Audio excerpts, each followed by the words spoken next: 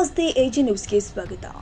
ರಾಜ್ಯದ 4 ಸಾರಿಗೆ ನಿಗಮಗಳ ನೌಕರರ ವೇತನ ಪರಿಷ್ಕರಣೆ ಮಾಡುವುದು ಸೇರಿ ಅನೇಕ ಬೇಡಿಕೆಗಳನ್ನು ಈಡೇರಿಸಬೇಕು ಅಂತ ಒತ್ತಾಯಿಸಿ ಡಿಸೆಂಬರ್ 31ರಂದು ರಾಜ್ಯದಾದ್ಯಂತ ಸಾರಿಗೆ ಬಸ್ಗಳನ್ನು ಬಂದ್ ಮಾಡಿ ಅನಿರ್ದಿಷ್ಟಾವಧಿ ಮುಷ್ಕರ ನಡೆಸಲಾಗಿದೆ ಅಂತ ರಾಜ್ಯ ಸಾರಿಗೆ ನಿಗಮಗಳ ಕಾರ್ಮಿಕ ಸಂಘಟನೆಗಳ ಜಂಟಿ ಕ್ರಿಯಾ ಸಮಿತಿ ಅಧ್ಯಕ್ಷ ದೇವೇಂದ್ರಪ್ಪ ಮ್ಯಾಗೇರಿ ತಿಳಿಸಿದ್ದಾರೆ. ಈಗಾಗಲೇ ಹಿಂದಿನ ವೇತನ 38 ತಿಂಗಳ ಬಾಕಿ ಹಣ ಕೂಡ ಬಂದಿಲ್ಲ.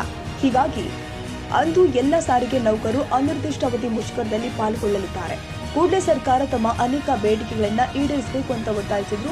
2023 ಡಿಸೆಂಬರ್ 31ರ ಮೂಲ ವೇತನದ ಪ್ರಕಾರ ಶೇಕಡ 25% ಹೆಚ್ಚಳ ಮಾಡಿ 2024 ಜನವರಿ 1ರಿಂದ ವೇತನ ಶ್ರೇಣಿಯನ್ನು ಸಿದ್ಧಪಡಿಸತಕ್ಕದ್ದು. 2020 ಜನವರಿ 1ರಿಂದ ಆಗಿರುವ ಶೇಕಡ 15% ವೇತನದ ಹೆಚ್ಚಳದ 38 ತಿಂಗಳ ಭಾಗ್ಯ ಹಣ ವಿಳಂಬವಿಲ್ಲದೆ ವರ್ತಿಸಬೇಕು. ಶಕ್ತಿ ಯೋಜನೆಯ ಸಂಪೂರ್ಣ ಅನುದಾನವನ್ನು ರಾಜ್ಯದ 4 ಸಾರಿಗೆ ನಿಗಮಗಳಿಗೆ ಪಾವತಿ ಮಾಡಬೇಕು ಅಂತ ಹೇಳಿದ್ದಾರೆ. 2023 ಆಗಸ್ಟ್ 8ರಂದು ಜಂಟಿ ಕ್ರಿಯಾ ಸಮಿತಿಯಿಂದ ಸಲ್ಲಿಸಿರುವ ಬೇಡಿಕೆಯಲ್ಲಿ ಇತ್ಯರ್ಥವಾಗದೆ ಬಾಕಿ ಉಳಿದಿರುವ ಅನೇಕ ಬೇಡಿಕೆಗಳನ್ನು ಈಡೇರಿಸಬೇಕು. ನೌಕರರು ಪ್ರಸಕ್ತ ಪಡಿತಾ ಇರುವ ವಿವಿಧ ಬಡ್ಡಿಯನ್ನ 5 ಪಟ್ಟು ಹೆಚ್ಚಳ ಮಾಡಬೇಕು. ವೇದಿಕೆ ಸೌಲಭ್ಯ ಕಲ್ಪಿಸಬೇಕು. ಎಲ್ಲ ನೌಕರಿಗೂ ಪ್ರತಿ ತಿಂಗಳು ಹೊರರೋಗಿ ಚಿಕಿತ್ಸೆ ವೆಚ್ಚಕ್ಕಾಗಿ 2,000 ಕೊಡಬೇಕು. ಎಲ್ಲ ನೌಕರಿಗೆ ಉಚಿತ ಔಷಧ ಪೂರೈಸಬೇಕು. ಇಎಸ್ಐ ಮಾದರಿಯಲ್ಲಿ ಆಡಳಿತ ವರ್ಗದವರಿಂದ ನೌಕರ ಮೂಲ ವೇತನ ಶೇಕಡ 4.5 ಸಂಗ್ರಹಿಸಿ ಟ್ರಸ್ಟ್ ರಚಿಸಿ ಈ ಮೂಲಕ ಸಾರಿಗೆ ನೌಕರಿಗೆ ಮಲ್ಟಿ ಸ್ಪೆಷಾಲಿಟಿ ಆಸ್ಪತ್ರೆಯಲ್ಲಿ ಉಚಿತ ಚಿಕಿತ್ಸೆ ನೀಡುವಂತೆ ಯೋಜನೆ ರೂಪಿಸಬೇಕು ಅಂತ ಒತ್ತಾಯಿಸಿದ್ದಾರೆ. ನಾವು 1/1/2024ರ ವೇತನ ಪರಿಷ್ಕರಣೆ ಮತ್ತು 38 ತಿಂಗಳ ಅರಿಯರ್ಸು ಕೊಡಬೇಕಂತೇಳಿ ಬೆಳಗಾವಿ ಅಧಿವೇಶನ ಚಲ ಒಂದು ಕಾರ್ಯಕ್ರಮದಲ್ಲಿ ನಾವು 31/12/2024 ಮಧ್ಯರಾತ್ರಿಯಿಂದಲೇ ಇಡೀ ಕರ್ನಾಟಕ ರಾಜ್ಯಾದ್ಯಂತ ಬಸ್ ಮುಷ್ಕರವನ್ನು ಹಮ್ಮಿಕೊಂಡಿದ್ದೇವೆ. ಅದಕ್ಕಾಗಿ ಮಾನ್ಯ ಮುಖ್ಯಮಂತ್ರಿಗಳು ಮತ್ತು ಗೌರವಾನ್ವಿತ ಈ ನಮ್ಮ ಸಾರಿಗೆ ಸಚಿವರು ರಾಮಲಿಂಗಾರೆಡ್ಡಿಯವರು ಅವರಿಗೆ ನಾವು 31/12ನೇ ತಾರೀಕು 12ನೇ ತಿಂಗಳಲ್ಲಿ ಮುಷ್ಕರ ಮಾಡ್ತೀವಿ ಇಡೀ ಕರ್ನಾಟಕ ರಾಜ್ಯದಂತೆ. ಅದಕ್ಕೆ ಆಸ್ಪದ ಮಾಡಿಕೊಳ್ಳಾರ್ದೇ ನೀವು ನಮ್ಗೆ ವೇತನ ಪರಿಷ್ಕರಣೆ ಮಾಡಿಕೊಡ್ಬೇಕಂತೇಳಿ ಮಾನ್ಯ ಗುಂಡೂರಾವ್ ಆರೋಗ್ಯ ಸಚಿವರು ಬಂದು ನಮ್ಮ ಮನವಿಯನ್ನು ತೆಗೆದುಕೊಂಡರು. ಆ ಒಂದು ಬೆಳಗಾವಿ ಅಧಿವೇಶನದಲ್ಲಿ ನಾವು ಇಡೀ ಕರ್ನಾಟಕ ರಾಜ್ಯದಂತ ಮೂಲೆ ಮೂಲೆಯಿಂದ ಬಂದು ಎಲ್ಲ ಕಾರ್ಮಿಕರು ಒಗ್ಗೂಡಿ ಅವರಿಗೆ ನಾವು ಮನವಿ ಪತ್ರವನ್ನು ಕೊಟ್ಟಿದ್ದೀವಿ. ಏನಂತಂದ್ರೆ 12 ತಿಂಗಳಲ್ಲಿ 31 ತಾರೀಕು ನಾವು ಮುಷ್ಕರ ಮಾಡ್ತೀವಿ. ಮುಷ್ಕರ ಮಾಡಲಾರ್ದಂಗೆ ನೀವು ನಮಗೆ ಮಾತುಕತೆ ಕರೆದು ನಮ್ಮ 1/1/2024ರ ವೇತನ ಪರಿಷ್ಕರಣೆ ಮಾಡಬೇಕು ಮತ್ತು 32 ತಿಂಗಳ ಅರಿಯರ್ಸ್ ಕೊಡಬೇಕಂತೇಳಿ ನಾವು ಮನವಿ ಪತ್ರ ಕೂಡ ಕೊಟ್ಟಿದ್ದೀವಿ. ಇವೆಲ್ಲ ಮನವಿ ಪತ್ರ ಕೊಟ್ಟರೂ ಕೂಡ ರಾಜ್ಯ ಸರ್ಕಾರ ತನ್ನ ಒಂದು ಮೊಲತೆಯ ಧೋರಣೆಯ ನೀತಿಯನ್ನು ಅನುಸರಿಸ್ತಾ ಇದೆ. ಇಡೀ ನಮ್ಮ ಕರ್ನಾಟಕ ರಾಜ್ಯದಲ್ಲಿ ಎಲ್ಲ ಸರ್ಕಾರಿ ನೌಕರರಿಗೆಲ್ಲ ವೇತನ ಜಾರಿ ಮಾಡಿದರು. ಆದರೆ ಕರ್ನಾಟಕ ಸರ್ಕಾರ ಕೊಟ್ಟಂತ 5 ಗ್ಯಾರಂಟಿಗಳಲ್ಲಿ ಪ್ರಮುಖವಾದಂಥ ಗ್ಯಾರಂಟಿ ಅಂತಂದ್ರೆ ಅದು ಶಕ್ತಿ ಯೋಜನೆ. ಆ ಶಕ್ತಿ ಯೋಜನೆ ಮೊಟ್ಟ ಮೊದಲ ಬಾರಿಗೆ ಕರ್ನಾಟಕದಲ್ಲಿ ಯಶಸ್ವಿ ಮಾಡಿದಂಥ ಒಂದು ಗ್ಯಾರಂಟಿ ಅಂದ್ರೆ ಅದು ಶಕ್ತಿ ಯೋಜನೆ. ಆ ಶಕ್ತಿ ಯೋಜನೆ ಸಿಬ್ಬಂದಿಗಳ ಕೊರತೆಯಿಂದ ಬಸ್ಸುಗಳ ಕೊರತೆಯಿಂದ ನಾವೆಷ್ಟು ಕಷ್ಟಪಟ್ಟು ಸರ್ಕಾರ ಆದೇಶ ಮಾಡಿದಂಥ ಒಂದು ಶಕ್ತಿ ಯೋಜನೆಯನ್ನು ಯಶಸ್ವಿ ಮಾಡಿದ್ದೀವಿ. ಅದಕ್ಕಾಗಿ ಇನ್ನೂ ಕಾಲ ಮಿಂಚಿಲ್ಲ.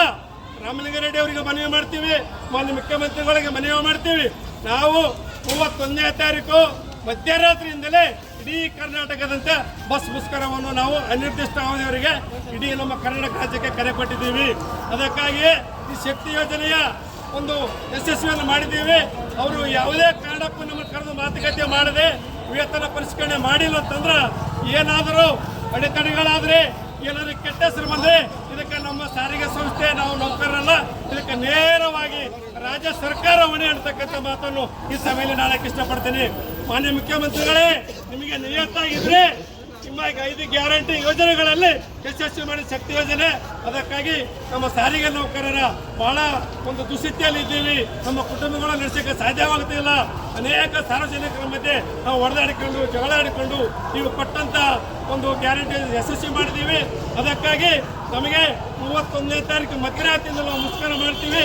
ಅದಕ್ಕೆ ನೀವು ಆಸ್ಪದ ಮಾಡಿಕೊಡದೆ ನಮ್ಮ ಮುಖಂಡರನ್ನು ಕರೆದು ನೀವು ಮಾತುಕತೆ ಮಾಡಿ 38 ತಿಂಗಳ ಹರಿಯರ್ಸು ಕೊಡಬೇಕು ಮತ್ತು 1/1/2024ರ ವೇತನ ಪರಿಷ್ಕರಣೆ ಮಾಡಬೇಕು ಮತ್ತು 31% ಡಿ ಆಗಿತ್ತಂಥದ್ದು ಅದು ನಮಗೆ ಭರ್ತಿ ಮಾಡ್ಬೇಕಂತೇಳಿ ಈ ಒಂದು ನಮ್ಮ ಕಾರ್ಮಿಕ ಎಲ್ಲ ಜಂಟಿ ಕ್ರಿಯಾ ಸಮಿತಿಯಿಂದ ಅವರಿಗೆ ನಾವು ಮನವಿ ಮಾಡಿಕೊಳ್ತೀವಿ.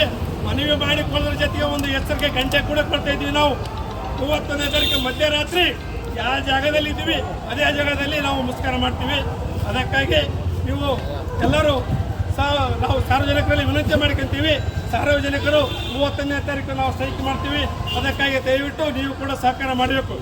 ಇದೇ ಸಂದರ್ಭದಲ್ಲಿ ದೇವೇಂದ್ರಪ್ಪ ಮ್ಯಾಗೇರಿ, ರಾಜ್ಯ ಸಾರಿಗೆ ನೌಕರ ಸಂಘದ ಜಿಲ್ಲಾ ಅಧ್ಯಕ್ಷರು ಶಿವಾನಂದ ಸ್ವಾಮಿ, ಎಐಟಿಯುಸಿ ಕಂಠಪ್ಪ, ಎಐಟಿಯುಸಿ ಕಾರ್ಯಕರ್ತರು ಆರ್ಬಿ ದೇಸಾಯಿ, ನೌಕರ ಸಂಘದ ಪ್ರಧಾನ ಕಾರ್ಯದರ್ಶಿಗಳು ಬಸವರಾಜ ತಿಪ್ರೆಡ್ಡಿ, ವಲಯದ ಮುಖ್ಯ ಉಪಾಧ್ಯಕ್ಷರು ಹಾಗೂ ಅನೇಕ ಸಂಘಟನಾ ಕಾರ್ಯಕರ್ತರು ಹಾಜರಿದ್ದರು. ಕನ್ನಡಿಗರ ಮೆಚ್ಚಿನ ನಿಮ್ಮ ಎಜೆ 24/7 ನ್ಯೂಸ್ ಕನ್ನಡ ವಾಹಿನಿ ಇದೀಗ ಟಿವಿಯಲ್ಲಿ ಲಭ್ಯ. ಒಂದು ವೇಳೆ ನೋಟಿಸ್ ಕೊಟ್ಟಿದ್ರೆ ವಾಪಸ್ ತಗೋತೀವಿ. ಇವತ್ತು ವಕ್ಫ್ ಪ್ರಾಪರ್ಟಿ ಅಂತೇಳಿ ಬರ್ತದೆ ಅಂತ ಹೇಳಿದ್ರೆ ರೈತರ ಬೀದಿಗೆ ಬಂದ್ರೆ ಏನ್ ಮಾಡ್ಬೇಕಾಗತ್ತೆ? ಯಾರು ವೋಟ್ ಹಾಕಲಿಲ್ಲ ಅಂದ್ರೆ ಗ್ಯಾರಂಟಿನೆಲ್ಲ ಸ್ಟಾಪ್ ಮಾಡ್ಬಿಡ್ತೀವಿ.